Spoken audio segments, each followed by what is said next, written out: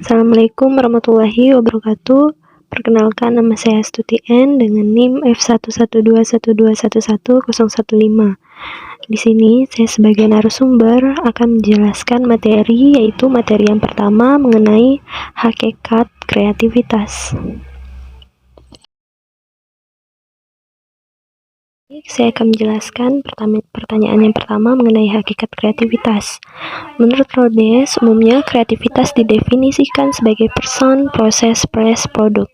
Keempat P ini saling berkaitan, yaitu pribadi kreatif yang melibatkan diri dalam proses kreatif dan dengan dorongan dan dukungan dari lingkungan, menghasilkan produk kreatif. Baik, kita akan mengenali kreativitas lebih lanjut. Yang pertama, kreativitas adalah ekspresi alami setiap orang. Yang kedua, kreativitas adalah sesuatu yang seringkali hilang untuk waktu yang panjang. Yang ketiga, kreativitas adalah sebuah gagasan yang mengilhami munculnya gagasan lain. Sekian. Baik, kepada pertanyaan yang kedua.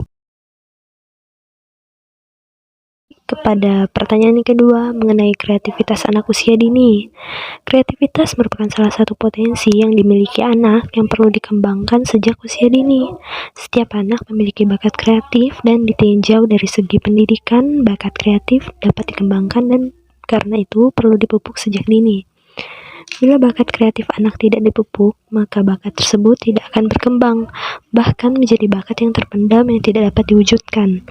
Melalui proses pembelajaran dengan kegiatan yang menyenangkan bagi anak-anak, yaitu melalui bermain, diharapkan dapat merangsang dan memupuk kreativitas anak sesuai dengan potensi yang dimilikinya untuk pengembangan diri sejak usia dini. Hal ini sejalan dengan apa yang dikemukakan oleh Mulyasa, bahwa proses pembelajaran pada hakikatnya untuk mengembangkan aktivitas dan kreativitas peserta didik melalui berbagai interaksi dan pengalaman belajar. Baik, kita ke pertanyaan ketiga ya, yaitu proses dan ciri kreativitas. Proses kreatif ada menurut dua ahli ya. Baik, saya akan menjelaskan ahli yang pertama, menurut Bobby DePorter dan Mike Hernacki dalam bukunya Quantum Learning Mengalir Melalui 5 Tahapan. Yang pertama, persiapan. Persiapan maksudnya mendefinisikan masalah, tujuan, atau tantangan. Yang kedua, inkubasi, mencerna fakta-fakta dan mengolahnya dalam pikiran. Yang ketiga, iluminasi, itu mendasaknya ke permukaan gagasan yang bermunculan. Yang keempat, verifikasi, maksudnya memastikan apakah solusi sudah benar-benar dapat memecahkan masalah. Yang kelima, aplikasi, mengambil langkah-langkah untuk menindaklanjuti solusi tersebut. Nah, menurut ahli yang kedua, itu proses kreatif menurut David Campbell urutannya sebagai berikut. Yang pertama, persiapan. Maksudnya adalah meletakkan dasar mempelajari latar belakang masalah, seluk-beluk, dan problematikanya. Meskipun tidak semua ahli kreatif, namun kebanyakan pencipta ahli adalah ahli. Terobosan gemilang dalam suatu bidang hampir selalu dihasilkan oleh orang-orang yang sudah lama berkecimpung dan lama berpikir dalam bidang tersebut. Persiapan untuk kreativitasnya kebanyakan dilakukan atas dasar minat. Kesuksesan untuk orang-orang besar tercapai dan bertahan, bukan oleh loncatan tiba-tiba, tapi dengan usaha yang keras. Yang kedua, konsentrasi. Sepenuhnya memikirkan, masuk luluh, terserap dalam perkara yang dihadapi. Orang-orang kreatif biasanya serius, perhatiannya tercurah dan pikirannya terpusat pada hal yang mereka kerjakan. Yang ketiga, inkubasi, mengambil waktu untuk meninggalkan perkara, istirahat, waktu santai, sebuah busur yang tak dapat direntang terus-menerus untuk jangka panjang tanpa bahaya patah. Yang keempat, iluminasi, itu mendapatkan ide, gagasan, pemecahan, penyelesaian cara kerja, jawaban baru, bagian paling nikmat dalam penciptaan. Ketika segalanya jelas, hubungan kaitan perkara gambling dan penerangan untuk pemecahan masalah, jawaban baru tiba-tiba tampak laksana kilat.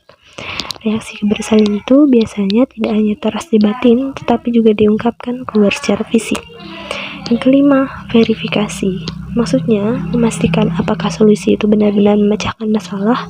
Tahapan ini betapapun memuaskan, barulah merupakan akhir dari suatu awal. Masih ada pekerjaan berat yang harus dikerjakan. Lalu sudah menemukan ide, gagasan, pemecahan pemecahan masalah, penyelesaian cara kerja baru, kita harus turun tangan mewujudkannya. Kecakapan kerja merupakan bagian penting dalam karya kreatif. Betapapun banyak ide, gagasan, ilham, impian bagus-bagus yang ditemukan, jika tidak dapat diwujudkan, semuanya akan lenyap bagai embun diterjang sinar matahari. Maka, orang kreatif harus memiliki kecakapan kerja baik secara pribadi maupun kelompok. Nah, kepada pembahasan yang kedua mengenai ciri anak usia dini mengacu pada teori Piaget, dapat dikatakan sebagai usia yang belum dapat dituntut untuk berpikir secara logis atau tahapan operasional yang ditandai dengan pemikiran seperti yang pertama, berpikir secara konkret, di mana kemampuan representasi simbolik yang memungkinkan seseorang untuk memikirkan hal abstrak atau seperti cinta atau keadilan belum dapat dipahaminya. Dan kedua, realisme, yaitu kecenderungan yang kuat untuk menanggapi segala sesuatu sebagai hal yang real atau nyata. Egosentris, yaitu melihat segala sesuatu hanya sudut pandangnya sendiri dan tidak mudah menerima penjelasan dari sisi lain. Kecenderungan untuk berpikir secara sederhana dan tidak mudah menerima sesuatu yang menjemuk. Animisme, yaitu kecenderungan untuk berpikir bahwa semua objek di lingkungannya hanya kualitas kemanusiaan sebagaimana yang dimiliki anak. Sentrasi, yaitu kecenderungan untuk mengkonsentrasikan diri hanya pada satu aspek dari suatu situasi. Anak usia dini dapat dikatakan memiliki imajinasi yang amat kaya, dan imajinasi ini sering dinyatakan sebagai awal munculnya bibit kreativitas pada mereka.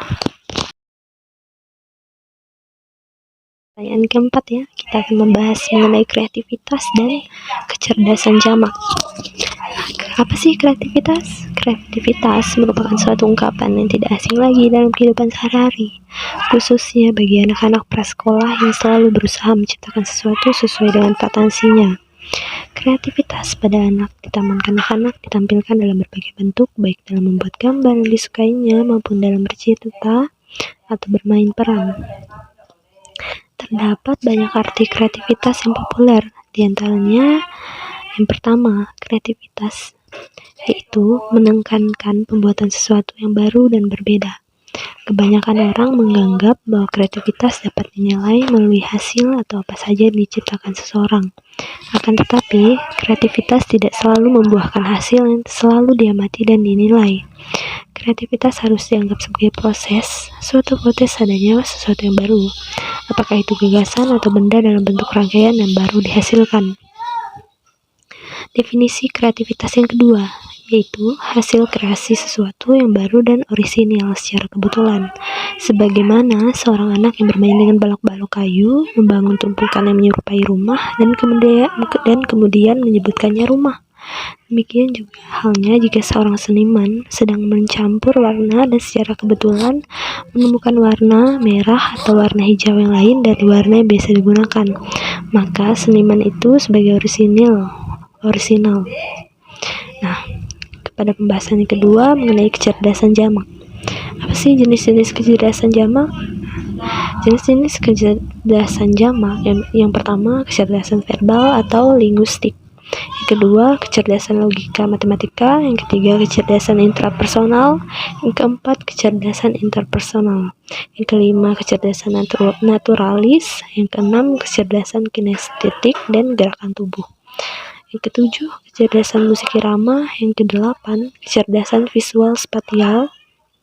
Dan yang terakhir, kecerdasan spiritual. Kecerdasan jamak dipengaruhi dua faktor utama yang saling terkait, yaitu yang pertama faktor keturunan atau bawaan genetik dan faktor lingkungan. Dan terdapat tiga kebutuhan pokok untuk mengembangkan kecerdasan, antara lain adalah kebutuhan fisik biologis, terutama untuk pertumbuhan otak, sistem sensorik dan motorik, emosi kasih sayang, mempengaruhi kecerdasan emosi, inter dan interpersonal, dan stimulasi dini, yaitu merangsang kecerdasan lain. Baik, materi yang kelima, pertanyaan kelima, mengenai faktor penghambat dan faktor pendukung. Apa sih faktor penghambat dari kreativitas? Itu faktor penghambatnya hambatan diri sendiri. Yang kedua, sistem pendidikan. Yang ketiga, latar belakang sejarah dan budaya. Faktor pendukungnya yaitu waktu. Anak akan kreatif apabila diberikan waktu bebas untuk bermain dengan gagasan dan konsep yang dimilikinya. Kedua, kesempatan menyendiri. Hanya apabila tidak mendapatkan tekanan dari kelompok sosial, anak menjadi kreatif. Dorongan terlepas dari seberapa jauh prestasi anak memenuhi standar orang dewasa. Untuk menjadi kreatif, anak harus bebas dari ejekan dan kritikan. Kedua, sarana. Sarana untuk bermain dan kelak sarana lainnya harus disediakan untuk merangsang dorongan eksperimentasi dan eksplorasi yang merupakan unsur penting dari semua kreativitas. Lingkungan yang merangsang. Maksudnya, lingkungan rumah dan sekolah harus merangsang kreativitas anak. Hubungan anak dan orang tua yang tidak posesif. Orang tua yang tidak terlalu posesif terhadap anak mendorong anak untuk mandiri dan percaya diri. Dua kualitas yang sangat mendukung kreativitas. Cara mendidik anak. Mendidik anak secara demokratis di rumah dan di sekolah dapat meningkatkan kreativitas, sedangkan cara mendidik otoriter memadamkannya. Kesempatan untuk memperoleh pengetahuan. Semakin banyak pengetahuan yang diperoleh anak, semakin baik dasar untuk mencapai hasil yang kreatif. Sekian jawaban yang saya sampaikan. Kurang dan lebihnya mohon dimaafkan. Wassalamualaikum warahmatullahi wabarakatuh.